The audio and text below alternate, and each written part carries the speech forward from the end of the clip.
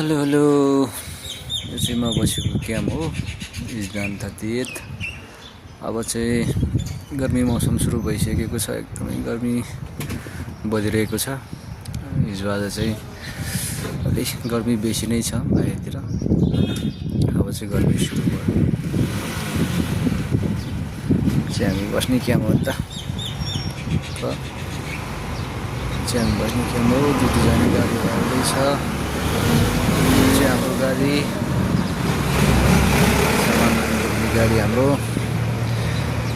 यो चाहिँ हामीलाई बोक्ने गाडी हो। टक्क यस्तै छ। बाहिर बस्यो, घाम ताप्यो। अबको पछिल्लो दिन चाहिँ अब चाहिँ बाहिर बस्न सकिँदैन। आजभोलि चाहिँ अलिक घाम त्यति छैन र बस्न अलिकति सहजै हुन्छ।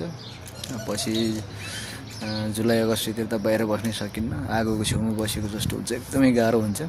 आजभोलि चाहिँ मौसम एकदमै ठिक छ बाहिरतिर। वेदर पनि एकदमै राम्रो छ। हिजो आज हिउँदो पनि अलिक कमै भएको जस्तो देखिन्छ। आज एक दुई दिन भयो त्यति मिसाइलहरू पनि आएको, त्यति आवाजहरू त्यति सुनिँदैन। यो चाहिँ हामी बस्ने क्याम्प हो नि त। टक्क हामी बस्ने बिल्ला हो यो। सबै लेबर क्याम्प हो यो सबै।